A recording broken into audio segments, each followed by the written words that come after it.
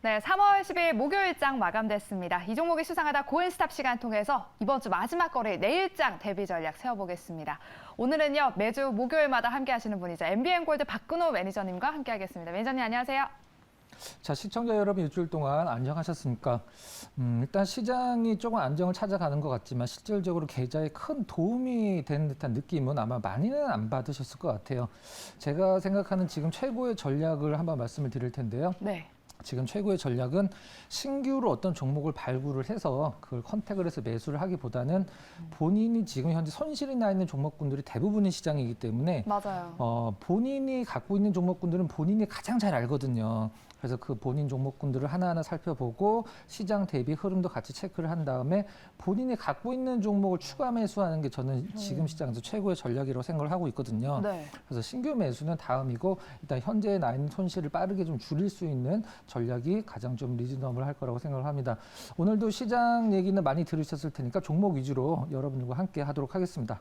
네, 그럼 박근호 매니저님께서는 오늘 시장 어떻게 바라보셨을지 그래도 좀 궁금하거든요. 오늘 시장 2%대로 상승 나와줬는데 일시적인 반등, 반짝 반등일까요? 아니면 또 이게 추세 전환으로 이어질 수 있을까요? 사실 시장은 답은 사실 없긴 한데 우리가 이제 많이 떨어졌기 때문에 왜 떨어졌는지를 한번 생각을 해보면 그 부분들이 해결이 됐을 때 시장이 다시 반등이 나온다라고 생각을 할 수도 있겠죠. 종목적으로도 좀 마찬가지죠. 종목도 실질적으로 실적이 악화가 되면은 굉장히 많이 떨어지다가 그 실적이 악화된 요인이 이제 시장에서 상쇄가 되고 기업이 해결을 한다라고 하면 주가가 다시 제자리를 찾아가는 걸 볼 수 있는데 지금 시장의 하락 요인이 우리가 이제 코스닥 기준으로 1000포인트 넘었던 게 지금 굉장히 많이 떨어져 있는 상황인데 과연 우크라이나 전쟁이 뭐 코스닥 기준만 본다라고 하면 얼마만큼의 하락을 차지를 했나라고 생각을 하면 저는 한 30% 정도 차지를 한 것 같아요. 사실 실질적으로 시장 하락의 출발은 우크라이나가 아니었거든요.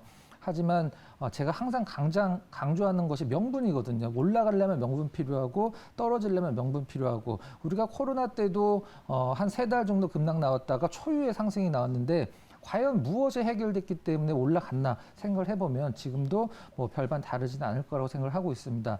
모든 악재가 다 나와 있는 상황이고 가격적으로 다 정가가 돼 있는 상황입니다. 굉장히 싸져 있는 상황에서 단 하나라도 깔끔하게 해결이 된다라고 하면 그게 언제인지는 좀 모르겠죠. 시장은 다시 급반등할 거라고 생각하고 있습니다. 질문에 답을 주시면 일단 우리나라 시장은 시초가가 가치는 2%를 오르더라도 보합에서 출발해서 2%까지 쭉 오르는 것과 2% 출발해서 오늘 하루 종일 행보했거든요. 네. 사실 이런 부분들은 종목에 미치는 영향이 엄청나게 많이 다른데 아무튼 뭐 올라간 건 올라간 거고 안 떨어진 건 좋긴 한데 좀 무언가 좀 해결하는 것을 기다릴 때까지는 너무 좀 성급한 어떤 뭐 동물로 표현한다라고 하면 강아지들이 한테 이렇게 공 던져주면 이렇게 확 잡잖아요. 네. 근데 고양이들은 이렇게 톡톡톡톡 하면서 뭐 살펴보다가 약간 그런 식으로 매수를 들어가시는 게 나을 것 같습니다. 너무 성급해 하실 필요 없고요. 오늘 많이 오른 섹터들은 사실 만약에 이 대선 결과가 달랐다라고 하면 사실 조금 다른 결과가 나올 수도 있는 종목군들이었기 때문에 내가 저 종목 있었으면 좋겠다. 너무 불허하지 않으셔도 됩니다. 네, 알겠습니다. 항상 박근호 매니저님께서는 명분을 중요하게 생각하시는데요. 우리 박근호 매니저님께서는 어떤 종목이 올라갈 명분이 있다고 보실까요? 공략주 알아보도록 하겠습니다. 그럼 키워드부터 열어볼게요. 기네요. 기업을 보는 눈이 달라져야 한다. 원래는 굉장히 긴데 이 텍스트가 길다 보니까 좀 약간 줄여서 주신 것 같은데 가장 좀 중요한 단어가 키포인트가 좀 빠진 것 같아요. 그걸 제가 말씀을 드리면 기업을 보는 눈은 소비자와 주주는 달라야 된다. 소비자와 주주. 네, 어떤 기업을 볼 때 소비자가 보는 기업과 주주가 보는 기업은 완전히 다르거든요. 그러니까 예를 들면 저 기업 되게 얄미워. 그런 기업들과 그런 기업들을 주주들이 봤을 때는 어떻게 봐야 되냐면 우리 기업 잘한다 이렇게 생각을 할 수밖에 없는 거거든요. 소비자들이나 어떤 관련 밴드들이 어떤 대기업들을 바라봤을 때 이 기업 진짜 만만치 않은데 너무 돈만 밝히네 뭐 이런 기업들이 있거든요. 근데 주주 입장에서는 사실 그만큼 잘하는 기업이 없거든요. 그러니까 기업을 보는 눈이 달라져야 된다라고 하는 거는 소비자와 주주들은 기업을 보는 눈을 좀 다르게 봐야 된다. 이런 의미로 좀 키워드를 이런 식으로 좀 잡아봤습니다. 네, 어떤 식으로 눈을 좀 다르게 봐야지 또 어떤 종목일지 궁금한데요. 자세한 이야기 바로 들어보도록 하겠습니다. 일단 먼저 종목명부터 공개해 볼게요. 카카오요. 오늘 좀, 이야기 굉장히 네. 많이 나왔죠. 너무 뻔하죠. 뭐 시청자분들 잘 아시겠지만 저는 약간 뻔한 게 별로 안 좋아하거든요. 그러니까요. 그래서 우리 시청자 여러분들이 좀 모를 만한 내용과 기업들을 좀 소개를 시켜주는 데 의의를 좀 두고 있는데 네. 괜찮을 것 같아서 저도 한번 탑승하시는 카카오를 좀 건가요? 숟가락을 한번 얹어보도록 하겠습니다. 네. 일단 카카오에 대해서 무엇을 하는 기업이냐 뭐 설명할 필요는 사실 없겠죠.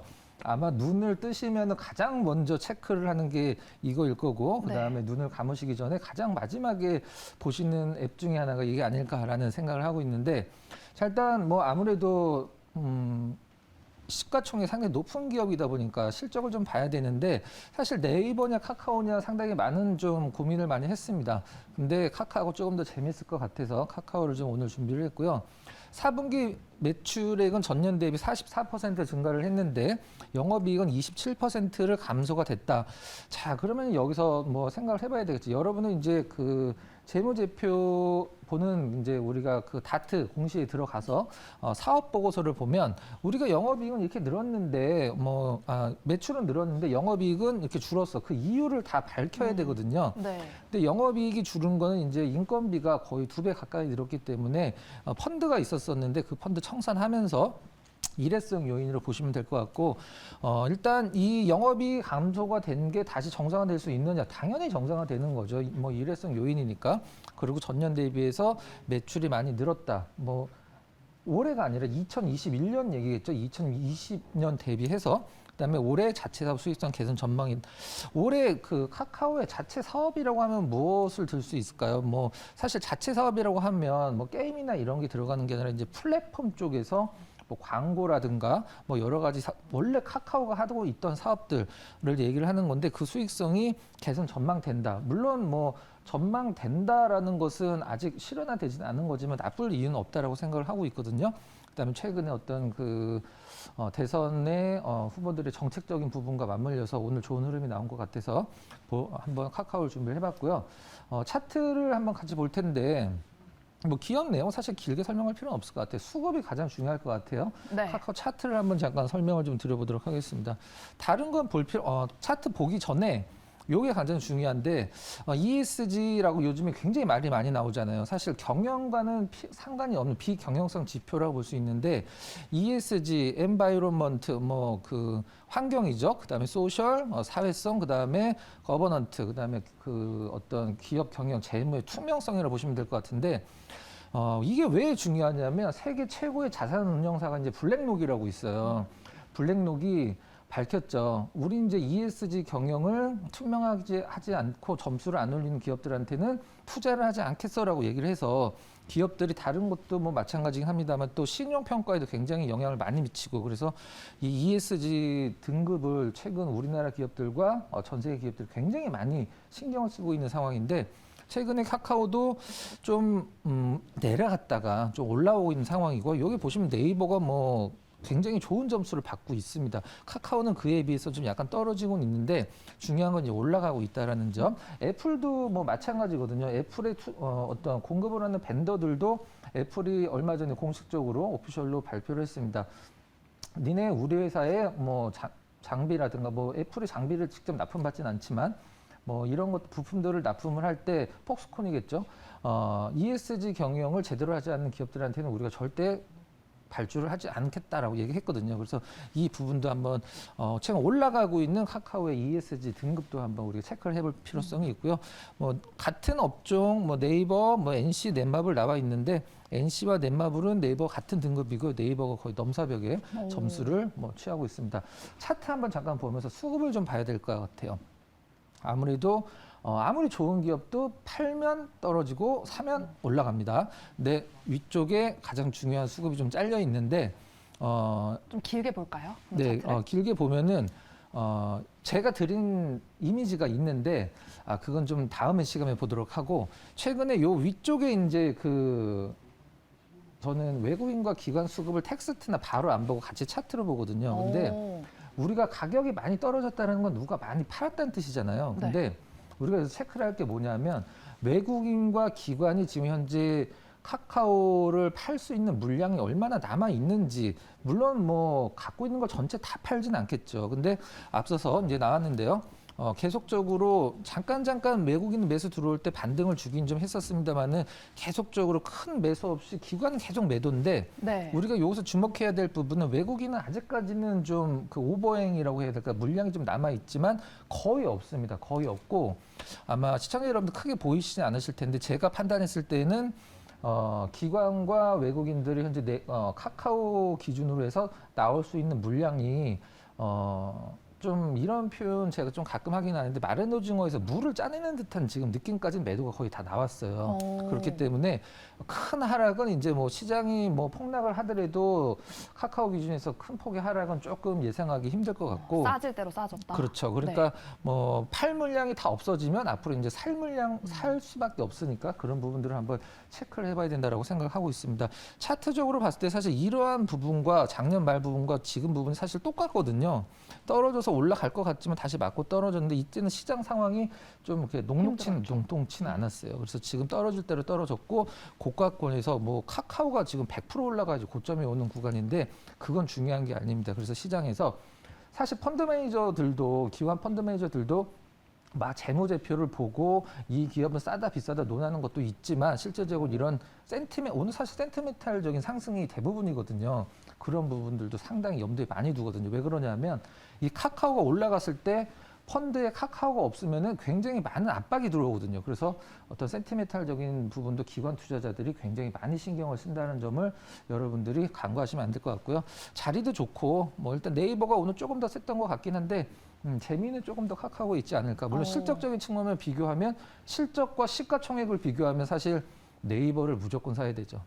지금 상대가 안 되는 상황이니까. 하지만 카카오가 그 폭을 좀 줄여준다라고 하면 일단 뭐 나쁘지 않을 거라고 생각을 하고 있습니다. 네, 수익 면에서는 네이버보다 이 카카오가 나을 수 있을 것 같다는 의견을 주셨는데요. 그러면 카카오 목표가 손절가도 제시해 주실게요. 자, 목표가는 단기는 좀 힘들 것 같긴 한데 네. 13만 원, 그다음에 손절가는 8만 5천 원 정도 제시를 해드리도록 하겠습니다. 네, 카카오 목표가 13만 원 제시해 주셨고요. 손절가는 8만 5천 원이라는 점 체크해 주시기 바랍니다.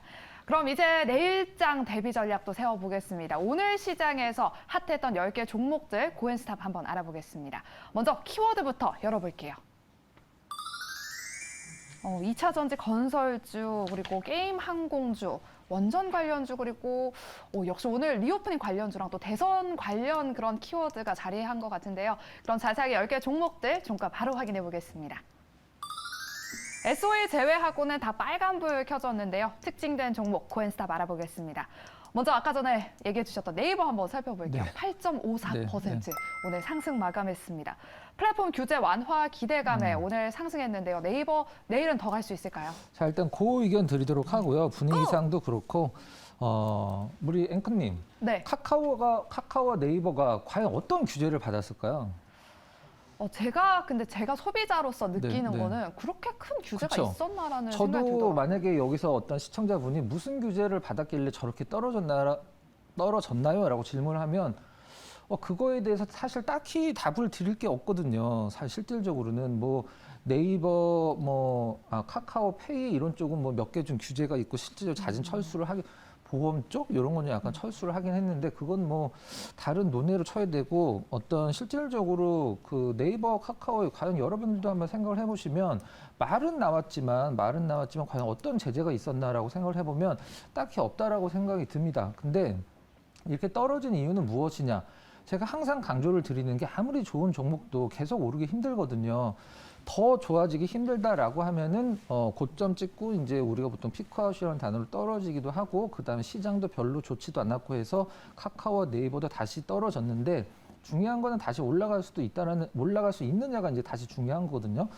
지금 네이버를 다루고 있지만 여러분들 계좌에 지금 마이너스 5%인 종목과 마이너스 30%에 있는 종목이 있다라고 칩시다. 내가 본전까지 가지 않으면 무조건 안 팔 거야라고 두 종목을 생각을 하고 있을 때 이 마이너스 30%인 종목이 훨씬 더 빨리 수익으로 전환될 수도 있어요. 지금 현재 나 있는 계좌에 종목별로 나 있는 손실 퍼센트는 중요하지 않다라고 생각을 하고 있고요.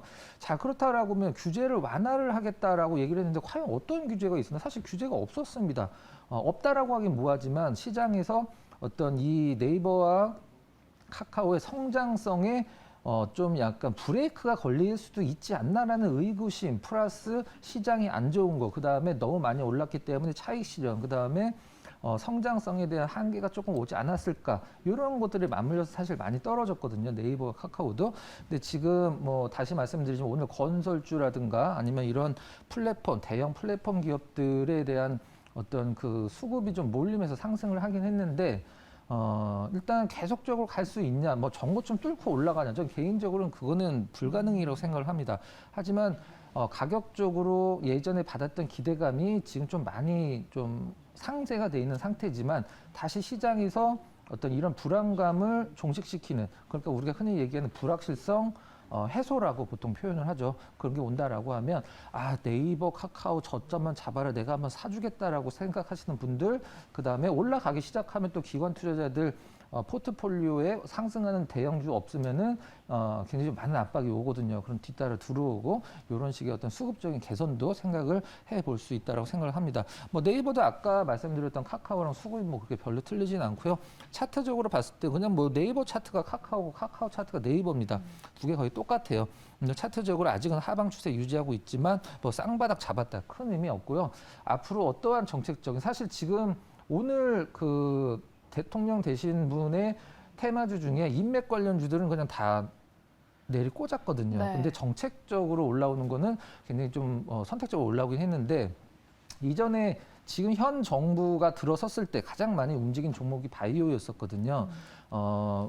케어, 문케어라고 해서, 문케어를 해서 이제 우리 그 정신과적인 치료들, 그런 것들 굉장히 많이 우리 어르신들 그 뭐 있잖아요. 그런 거 치매 그런 네. 것들 관련주들이 정부 초기 때 굉장히 많이 올랐었거든요. 그래서 인맥주들은 이제 사실 끝났다라고 보시면 될 것 같고, 새로 발굴되거나 기존의 정책주들이 시장에서 재부각될 때 뭐 단기적인 모멘텀으로 뭐 좀 좋은 결과는 있을 수 있다. 그래서 네이버도 정리를 하면, 얘기가 좀 길었는데, 원래 제재는 별로 없었다. 근데 제재를, 어떤 제재가 나올지 시장에서 불안했고, 이제 그 부분은 종식됐고 불확실성 해소가 됐다. 그래서 좀 좋은 쪽으로 좀 볼 필요성이 있다. 그래서 그 의견 드리도록 하겠습니다. 네, 이렇게 네이버 고의견을 주셨는데요. 그럼 항상 네이버랑 세트로 움직이는 애가 카카오잖아요. 그렇죠. 네. 이 두 종목을 두고 성장성이 더 기대되는 종목은 뭐라고 생각하실까요? 네이버, 카카오 둘 중에 네, 왠지 공략수로 카카오를 가지고 오셨으니까 카카오일 것 같기도 한데. 우리나라 코스피의 그 시가총액 한 20걸 정도를 보면 그룹사들이 3개 들어있는 게 유일한 게 카카오거든요. 카카오, 페이, 뱅크 이렇게. 근데 성장성이 있는 것은 굉장히 중요하지만, 주가에 그 성장성이 지금 포함이 돼 있느냐, 그건 더 중요한 얘기거든요. 굉장히 좋은 성장성이 있는 기업이야. 근데 주가가 많이 올라서 그 성장성이 주가에 적용이 된 상태에서는 메리트가 없어지는 거죠. 근데 답을 드리면, 저는 성장성은 뭐 카카오가 더 낫지 않을까 뭐 생각을 하고 있습니다. 네, 알겠습니다. 네이버와 카카오 중에서는 카카오가 조금 더 성장성이 기대되는 종목이다라고 말씀해 주셨습니다. 그럼 다음 특징된 종목 고엔스탑 알아보도록 할게요. 다음은요, LG 에너지 솔루션 한번 살펴보겠습니다. 1.71% 오늘 상승 마감했습니다. 내일 이제 코스피 200 편입을 앞두고 있어요. 내일은 어떻게 될까요, 흐름?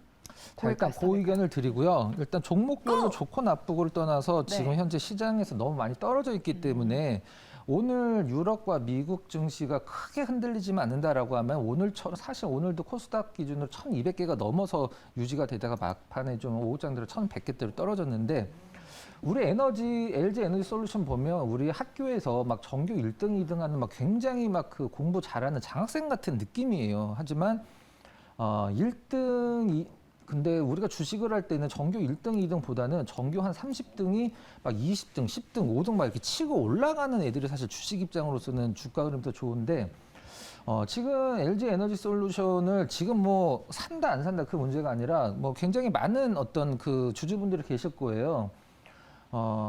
상장 물량을 받으신 분, 근데 상장 물량을 받으셨는데 거의 따상에서 못 팔아갖고 지금까지 내가 거의 따상에서 못 팔았는데 지금 내가 안 판다 하시는 분, 아니면은 거의 따상으로 시작했을 때 매수를 하신 분, 음봉의 거의 꼭대기 부분이죠. 지금 현재 기준으로도 최고가인데 거기가. 그다음에 떨어질 때 이 정도면 떨어졌는데 더 올라가겠지 엔솔인데 라고 해서 뭐 MSCI 편입인데 뭐 코스피 200 편입인데 뭐 ETF 2차 전지 편입인데 뭐 이런 걸로 해서 매수하신 분들 조금은 좀 답답함을 느끼실 수는 있습니다. 근데 하지만 실질적으로 시장이 올라갈 때 엔솔이 올라갈 수 있느냐가 중요한 거지 시장이 안 좋을 때 엔솔이 혼자 올라가는 건 중요하지 않거든요. 시장이 올라가는데 내 종목만 안 올라간다. 그게 주식 투자자분들이 가장 답답할 때예요. 시장이 떨어질 때 내 종목 뭐 혼자 올라가는 거 큰 의미 없거든요. 물론 좋긴 하지만. 자, 그렇다라고 하면 우리가 뭐 엔솔에 대한 패시브적인 자금을 생각을 해봤을 때 MSCI 편입 때 사실 떨어졌거든요. 근데 내일 만기 다음 날이죠. 들어올 수 있는 패시브 자금이 코스피 200 기준으로 약 한 뭐 2천억 내외 정도, 그 다음에 2차 전지 ETF 쪽에서 뭐 한 1,300억, 200억 정도 시장이 예상을 하고 있는데, 시장에선 지금 뭐 기대감, 우려 반이죠. 그렇다라고 하면 공매도도 같이 가능하니까, 제가 뭐 얼마 전까지 봤을 때는 LG 엔솔의 대차 잔고가 8천억이 넘었습니다. 지금 아마 한 9천억 가까이 될 거예요. 오늘 거는 확인을 안 해봤는데 8,500억까지 본 것 같아요. 물론 대차 잔고라는 것은 주식이 없는데 빌려 놓은 상태이기 때문에 그게 뭐 바로 공매도로 지금 나오진 않죠. 만약 대차 잔고 빌려 놨는데 뭐 LG 엔솔이 막 뭐 미친 듯이 치고 올라간다. 그러면은 공매도를 치기 좀 힘들겠죠. 하지만 대차 잔고는 공매도의 대기 물량이라고 했을 때 이 8,500억의 대차 잔고 물량은 다는 아니게 좀 굉장히 부담되는 상황이고, 그렇다라고 하면 내일 과연 LG 엔솔이 이 패시브 자금으로 올라갈 것이냐 아니면은 뭐 공매도 때문에 떨어질 것이냐, 사실 이거는 저는 시장 상황은 중요하지 않고요. 실질적으로 시장 상황이 더 중요하다고 생각을 하고 있고, 우리는 이제 단기적인 것만 보는 거니까 네. 사실 실질적으로 오늘도 거의 최저점에 끝나긴 했는데, 저한테 LG 엔솔을 어떻게 보냐라고 하면 일단 LG 엔솔만 보는 게 아니라 그 닝더스다이라고 하는 CATL을 주가도 같이 한번 보고, 실질적으로 지금 현재 2차 전지 기업들을 보면 이 니켈 가격이 워낙에 많이 올라가기 때문에 압박을 받을 수밖에 없어요. 근데 제가 만약에 LG 엔솔이고 만약에 우리 앵커께서 뭐 에코프로 BM이다 그러면은 우리나라 양극재 1등이죠. 전 세계도 거의 탑이고. 근데 저기 이제 니켈을 여기 우리 지원 앵커의 LG 에코프로 BM이 사와서 양극재를 만들어서 저한테 이제 납품을 한단 말이죠. 근데 니켈 값이 계속 많이 올라가. 근데 이럴 때 막 굉장히 안 좋지 않을까라고 생각을 하고 있는데, 실질적으로는 러시아산 니켈은 우리나라가 수입을 안 하고 있고요. 니켈 가격이 많이 올라가고 있지만 니켈도 등급이 있거든요. 니켈 클래스 1 같은 경우는 2차 전지에 들어가는 걸 니켈 클래스 1이라고 하는데, 전 세계 니켈 생산량의 한 5% 정도밖에 안 쓰이거든요. 큰 영향 없어요. 그리고 이런 것들을 대비를 해서 우리 몇 년 동안 이 가격에 얼마 몇 톤 납품해, 이게 이제 장기 계약이 돼 있기 때문에 네. 사실 큰 영향은 없습니다. 하지만 이제 이게 니켈 가격이 계속 올라가고 유지가 되면 다른 그 뭐 원자재들도 이제 들쭉날쭉 하니까 시장이 불안해한단 말이죠. 그래서 실질적으로 이 에코프로비엠, 포스코 케미칼 이런 그 소재 기업들 기준으로 지금 일주일 전에 원자재 가격 기준 25% 정도의 가격을 인상을 해야지만 되는 상황이고, 뭐 셀이라고 생각을 보통 얘기하는 LG 엔솔, 뭐 SK, 뭐 이런 데 같은 경우, SDI 같은 경우는 실제로 배터리가 6% 이상 올려야 돼요. 근데 소재, 배터리, 자동차 이 세 개 중에 우리 시청자님들이랑 앵커님이 생각하시면 누가 제일 갑일 것 같아요? 소재, 배터리를 만드는 애들, 자동차, 전기차 만드는 기업, 누가 제일 갑일 것 같아요? 돈 제일 많이 주는 애요. 뭐 정답이죠. 근데 지금으로서는 그 소재 기업들이 실질적으로 갑입니다. 실질적인 소재 기업들이 갑이고, 앞으로는 완성차 업체들이 갑이 될 것 같아요. 근데 완성차 업체는 배터리 기업들한테 니네 뭐 원자재 가격 올렸다고 올리지 말고 예전에 납품했던 것대로 배터리 가격 그대로 유지해. 그 다음에 배터리 기업은 소재 업체들한테 그렇게 얘기를 해야 되는데 소재 기업들이 갑이에요. 뭐 안 줄 수도 있어 이렇게 얘기를 할 수도 있습니다. 사실 뭐 그건 계약이 돼 있기 때문에 줘야 되지만, 그래서 이 가격 전가력은 소재 기업들이 많긴 하지만 지금 현재 니켈 가격이나 이런 것들이 사실 고공행진을 계속하긴 좀 힘들고, 원래는 이렇게 니켈 가격이 올라가면 이제 더 많이 팔기 위해서 이 니켈 광산들을 갖고 있는 어떤 기업들이나 나라들에서 더 많이 캐갖고 비쌀 때 빨리 더 많이 팔자 해서 더 많이 캐냈을 때 가격이 안정되는 건데, 지금은 그렇지 않거든요. 이거 봐라. 우리가 여기서 물량을 늘리면 니켈 가격이 떨어질 것 같아. 그래서 우리가 계속 이걸 유지만 해야 되겠다. 허니버터 칩 전략이죠. 많이 만들 수 있는데 일부러 안 만드는 거야, 시장에서. 약간 그런 전략이긴 합니다. 얘기 좀 중구난방인데 정리해 드릴게요. 지금 니켈 가격은 사실 큰 영향은 없습니다. 센티멘탈적인 부분이에요. LG 에너지 솔루션 같은 경우도 시장에서 비싸다 싸다 뭐 패시브 자금이 들어온다 공매도가 가능하다 하지만 지금 비싸다 싸다 뭐 단기적으로 이걸 보시는 거는 어떤 선택적인 부분이 좀 약간 잘못됐다라고 생각을 하고 있고요. 앞으로 전기차 시대를 길게 봤을 때 뭐 10년 20년 갖고 가시라는 게 아니라 지금 시장도 안 좋고 상장 후에 나오는 물량들 그다음에 그 기관 물량은 상장 후에 외국인들은 무조건 팔게 돼 있습니다. 외국인들은 락업을 안 걸어놨잖아요. LG엔솔 왜 그런지 모르겠어. 기관들은 락업이 어느 정도 물량이 다녀나지면 걸려 있는데 외국인들의 LG엔솔의 상장 물량을 락업을 안 걸어놨어요. 무조건 다 팔 수 있게 만들어놨습니다. 그 부분이 좀 약간 잘못된 부분이라고 생각을 하고 있고 저점이라고 말씀을 드리진 않을게요. 더 떨어질 수는 있습니다. 근데 내일은 올라갈 것 같아. 느낌이 그래요. 그래서 일단 뭐 지금 2차 전지 소재들의 원자재들의 가격 큰 어떤 상승은 단기적인 이슈지 뭐 이게 해결이 되면 오히려 주가는 더 오를 수 있다. 이게 정리해서 그 의견 드리도록 하겠습니다. 네, 이렇게 LG 에너지 솔루션은 단기적인 트레이딩으로 관점에서 바라볼 종목이 아니라 좀 중장기적으로 가져가 봐야 할 종목이다라고 의견 주셨습니다. 그럼 매니저님께서 이제 또 공매도 말씀을 해주셨잖아요. 네. 코스피 200에 편입되면 이제 공매도가 가능해지는데 개인 투자자분들에게는 이게 호재보다는 사실 악재에 가깝잖아요. 네. 어떻게 대응을 해야 될까요? 공매도가 사실 그 우리나라와 저기 서구권에 있는 공매도가 그 좀 틀려요. 그 뭐냐면 이게 제로룰과 이제 업틱룰 제가 몇 번 말씀드린 것 같아요. 우리나라는 이제 업틱룰을 채택을 하고 있고 이제 미국 같은 뭐 대표적으로 미국 같은 경우는 이제 제로룰인데 그 차이가 뭐냐면 제로룰이라는 것은 만약에 LG엔솔이 지금 10만 원이다.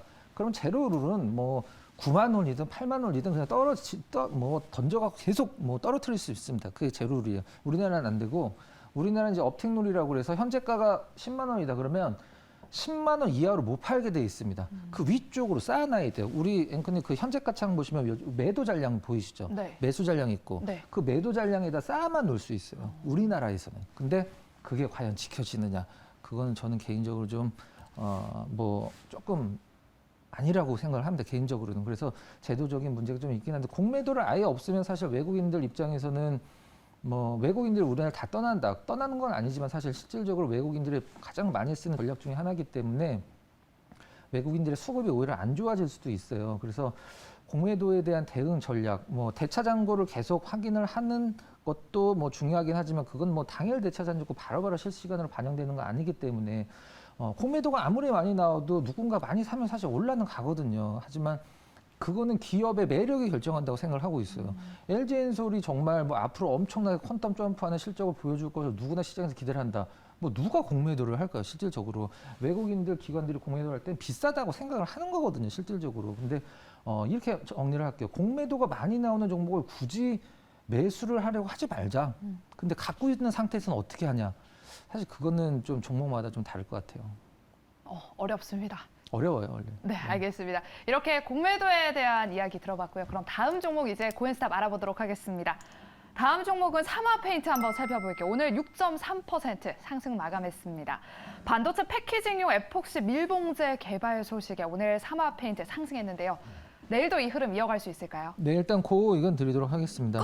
뭐 상당히 좋은 재료이긴 한데 네. 종가 기준에서는 상당히 좀 아쉬움이 많이 남아서 윗꼬리가 길어요. 근데 요즘에 이런 게 사실 패턴이긴 해요. 이렇게 거래량 많이 터지고 거의 뭐 상한가 가려고 하다가 떨어지고 다음에 올라가는.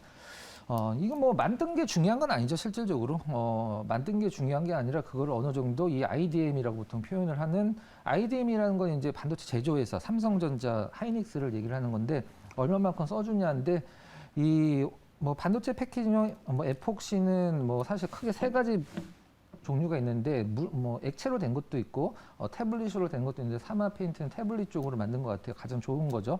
많이 쓰고. 근데 지금 왜 이 그 페인트 업체들이 실질적으로 다는 아닙니다만은 기존의 페인트 말고 우리가 다른 걸 안 만들면 우리 회사가 지금 남아나기 힘들겠다라고 생각을 할 수밖에 없냐면 사실 유가가 페인트라는 건 뭘로 우리가 페인트 뚜껑 열면 뭐 우리가 흔히 얘기하는 아우 석유 냄새 많이 난다 얘기를 하잖아요. 페인트를 사실 원유, 석유로 많이 만들거든요. 그래서 원유 가격이 계속 올라가는데 이 페인트 회사들 같은 경우에는 뭐 가격을 올리기는 하지만 이제 얼마 전에 올려야 된다라고 얘기도 나왔지만 이 가격 전가력이 사실 그렇게 큰 회사는 아니거든요. 가격 전가력이라는 거는 우리가 원가가 얼마니까 원가가 얼마 올랐으니까 우리가 판매가를 얼마 올리겠다. 그걸 쉽게 할 수 있는 기업이 가장 갑이거든요. 우리가 보통 소재 기업들을 슈퍼을이라고 하는 것처럼 에코프로비엠 이런 기업들 슈퍼을이거든요. 근데 유가가 계속 오르다 보니까 이 어떤 페인트 기업들도 다른 걸 하지 않으면 살아남기 힘들다라고 생각을 해서 이 산업 페인트 같은 거 이게 뭐 지난달에 개발을 시작한 건 아니고 굉장히 오랫동안 개발했지만 이런 것도 있고 그다음에 뭐 정책 테마주에서 지금 오늘 건설주 굉장히 좋았고 다 괜찮았어요. 근데 이 건설 테마주에 당연히 페인트도 들어가는 거니까 페인트는 또 조선에도 많이 들어가고요. 그래서 이 페인트주들이 지금 섣불리 뭐라고 그래야 될까 사야 된다라고는 말씀을 못 드리겠지만 이 테마주로서 혹은 뭐 실질적으로 실적이 좋아질 수도 있으니까 정책주로서 좀 뭐 갖고 있는 분들은 좀 흔들려도 저는 팔지 마시라고 좀 말씀을 드리고 싶어요. 그러니까 기술적 분석으로는 윗꼬리가 너무 길어갖고 이럴 때 우리가 흔히 생각하는 건 뭐냐면 네. 만약에 뭐 월요일 날 샀다, 화요일 날 샀다. 근데 오늘 올라갔다가 떨어졌는데 종가는 올라갔잖아요. 근데 이걸 볼 때 주주분들은 손실이라고 생각을 하거든요.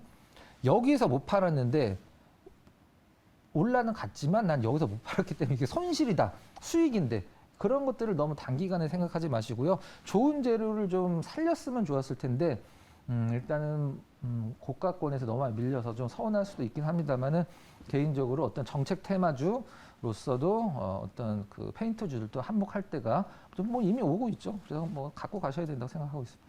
네, 삼합 페인트 조금 주가가 흔들리더라도 일단 가져가 보자라고 고 의견 주셨습니다. 이제 정책 테마주로도 모멘텀 받을 수 있다라고 말씀을 해주셨잖아요. 네. 이제 새 정부가 출범을 앞두고 오늘 부동산 공급과 관련한 건설주들이 오늘 또 주가 네, 흐름이 뭐 좋았잖아요. 가장 좋았죠. 네, 건자재 쪽에서 우리가 좀 기대할 만한 섹터 뭐가 있을까요? 얼마 전에 상당히 좀 안타까운 일이 좀 있었죠. 그 광주 아이파크에서 어떤 부실 그 콘크리트로 인해서 네. 굉장히 좀 있어서는 안 될 일이 있었는데 거기서 좀 하나 힌트를 삼는다라고 하면 우리가 콘크리트는 모래, 자갈, 시멘트를 섞어갖고 만드는 거거든요. 근데 거기에서 뭐가 문제가 됐냐면 시멘트가 비싸기 때문에 시멘트 대신에 모래나 자갈 같은 걸 더 많이 섞어가서 불량 콘크리트가 나온 거거든요. 그렇다라고 하면 이런 일이 또 다시 생기지 않기 위해서 어떤 관리 감독도 철저하게 들어갈 거고 그러면은 기존의 건물 하나 짓는 데 있어서 들어가는 시멘트 양보다 기존의 시멘트 양보다 지금 앞으로 더 들어갈 수밖에 없다. 그래서 일단 건설주들은 사실 너무 좀 덩치가 커요. 그래도 뭐 갑이긴 하지만 그래서 저는 건자재 쪽에서 하나 꼽으시라고 하면 뭐 철근, 뭐 시멘트, 뭐 페인트, 뭐 그다음에 뭐 가구들, 뭐 이런 것들 뭐 벽지 이런 뭐 LG 하우시스 많이 있겠지만 시멘트가 저는 개인적으로 어떤 이런 부실 시공과 관련돼서 조금 더 타이트한 관리 감독이 들어간다라고 하면 가장 좋지 않을까 뭐 개인적인 의견입니다. 네, 건자재 쪽에서는 시멘트가 가장 수혜를 받지 않을까 하는 개인적인 의견 주셨습니다. 그럼 마지막으로 특징된 종목 고엔스탑 알아보겠습니다. 마지막은요, 유일한 파란불이죠. SO일 한번 살펴보겠습니다. 오늘 4.03% 하락 마감했습니다. 국제 유가가 하락하면서 정유주들 동반해서 급락했는데 네. 내일은 좀 반등 나올 수 있을까요? 자, 일단 그 의견 드리고요.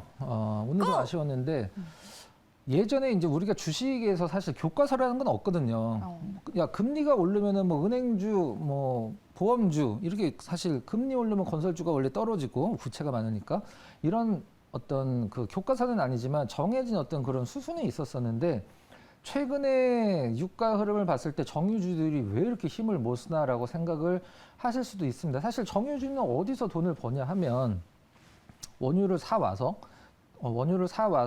그걸 정제 마진을 하죠. 정제 마진을 해서 여러분들이 주유소에서 넣는 뭐 등유 아니 뭐 경유도 만들고 뭐 가솔린 휘발유도 만들고 그다음에 뭐 등유도 만들고 저 밑에 뭐 다른 수진들도 만들고 합니다. 이런 것들을 해서 이제 판매를 해서 거기서 이제 정제 마진을 올리는 건데 예를 들어서 한 2년 전만 해도 유가가 한 40불 정도였었어요. 40불에서 왔다 갔다 했을 때 저도 하도 안 올라가서 이 정유주들 좀 공부를 하고 있는데 SOL 같은 경우는 재작년 기준으로 재고 마진이 한 2조 원 정도 됐었습니다. 그게 뭐냐면 갖다가 그냥 쌓아놓은 원유가 한 2조 원 된다, 제품 만든 것도 있고 2조 원 정도 된다라는 소리죠. 작년 말 기준으로 한 4조 원이 좀 넘더라고요, 재고가. 그렇다라고 하면 이게 이제 무슨 말이냐. 우리가 보통 제가 설명드렸듯이 그 재고 자산의 가치도 올라가는 거거든요. 원유를 사올 때 40불에 사서 몇 달 걸려서 배가 동동 떠갖고 다시 와서 정제 마진을 할 때 80불이다. 그럼 더블의 수익은 나냐? 사실 그건 아니거든요. 팔 때 가격이 중요합니다. 정제 마진을 막 하고 있는데 유가가 막 떨어져서 이 정제 마진된 제품들이 가격이 떨어진다. 그렇다라고 하면 그만큼 레깅 효과가 없는 거긴 한데 제가 봤을 땐 좀 약간 유가로 인해서 정유주들이 당연히 매출이 당연히 올라가고 영업이익도 올라가는 건 맞지만 유가가 계속 올라간다라고 하면 새로 사오는 원유의 가격도 비싸죠.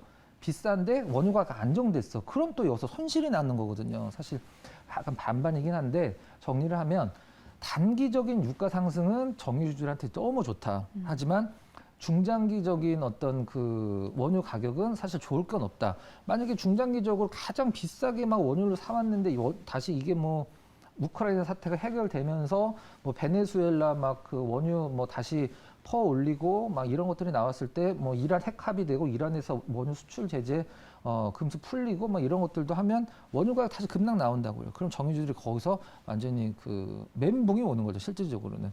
그래서 정리를 하면 지금 상황은 전 괜찮은 것 같아요. 이게 굉장히 오랫동안 갈 것 같지는 않거든요. 사실 제가 결정한 문제는 아니지만.